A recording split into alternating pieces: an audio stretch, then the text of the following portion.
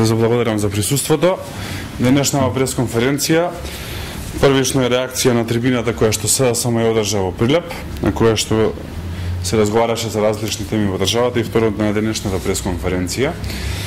По однос на трибината која што се одржа во Прилеп, на која што говореа професорот Љубомир Фрчковски и господинот Ѓунер Исмаил, би сакале да потенцираме на една нелогичност која што се појавува во јавните настапи, а тоа е дека овие луѓе еднаш се појавуваат како независни експерти, втор пат се појавуваат како активисти на невладини организации, трет пат се подржуваат како поддржувачи на СДСМ и четврти пат финално се појавуваат како нивни активни членови и луѓе кои што одржуваат пресконференции. Во исто време, тоа се луѓето кои што господинот Ѓунер Исмаил од позиција на портпарол ги поддржуваше политиките во најлошото време на владење на СДСМ, а господинот Фрчковски беше министер во владите на Ванко Црвенковски во најлошото време на владење. Ќе потсетам дека во тој период се случуваше тепање на земјоделци во Куклиш, Плетвар, Радовиш, инцидентите во Тетово, Гостивар, Битпазар, се случи афери како ТАТ, Лавци, се случи атентат на председател, се случи приватизацијата. Ѓунер Исмаил и Фрчковски заедно со Бранко Црвенковски учествува и во грабежот на Македонија, и токму овие луѓе се луѓето кои што носеа транзицијата во Република Македонија, оставија 300.000 луѓе без работа, направија една спорна приватизација, оставија држава без инфраструктура, понатака не беше завршена ни една болница, целосно се партизираше судството, јавната администрација, така натака. Зошто ова го повторуваме? Ова се добро познати факти, но ги повторуваме, имајќи предвид дека се работи за гарнитура која што ги донесе најлошите работи во Република Македонија, а во исто време повторно сака да се врати на власт и повторно на ист или сличен начин да ги спроведува политиките во Република Македонија, и затоа е потребно секогаш да се потсетуваат граѓаните кои се овие луѓе и што направиле во минатото, заради тоа што нивното минато на ниједен начин не може да не убеди дека во иднина би размислувале поинаку или би работеле поинаку. По однос на конкретните забелешки би одговориле со 3 контратези.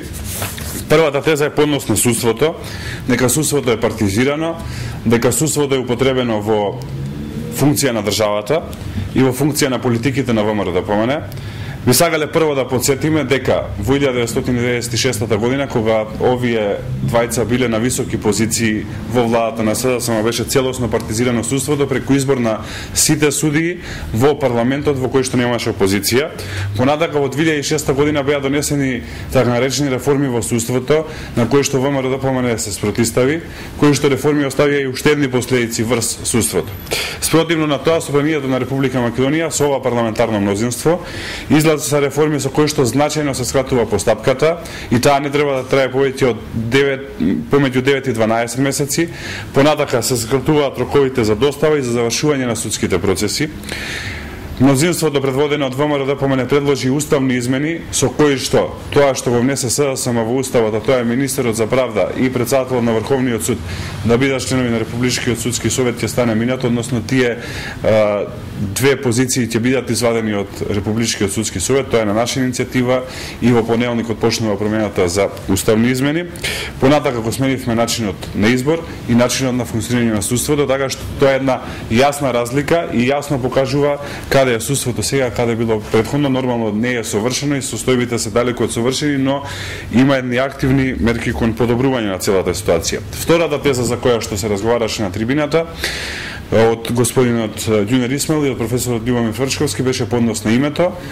Тука би сакале да подсетиме дека во 1995 година, кога овие двајца беа на високи позиции, се подпиша времената спогодба, согласно на која што времена спогодба се уште последиците ги влечиме и сега, прво. И втора работа, се работи за еден исклучително сериозен проблем, за кој што доколку така лесно можело да се најде решение, тоа веруваме дека ќе го направила СДСМ кога била на власт. Секако тука останува посветеноста и нашиот силен ангажман да се најдат решенија, но во рамките на македонските национални интереси кои што се јасно дефинирани. Третото, по однос на корупцијата и партизацијата на јавната администрација, би сакале само да подсетиме дека кога СДСМ беше на власт, Македонија беше на 105-то место според перцепцијата на корупција, бројки кои што сега се минато. И второ, би сакале да подсетиме на изјавите на Зоран Заев, кои што се добро познати во јавноста по однос на администрацијата. Тоа е првиот дел. Вториот дел е по однос на денешната пресконференција на Ана Павлова Данева, а се однесува на случувањата поврзани со калето. Би сакале да кажеме дека веќе четврти ден различни фигури од СДСМ, Емилијан Станковиќ, Гордан Ѓорѓиев, Андреј Петров и сега Ана Павлова Данева се обидуваат да внесат раздор во општеството и да стимулираат нереди и да стимулираат етничка омраза. Не можеме да ги најдеме причините за ова, освен ситни политички поени. Би сакале да апелираме да престанат да се користат овие настани во политички цели, имајќи предвид дека од интерес на сите нас е заедничкиот соживот и разрешување на сите инциденти во рамките на институциите, а во исто време изградување и продолжување на градење на довербата помеѓу различните етнички верски заедници кои што живеат во Македонија.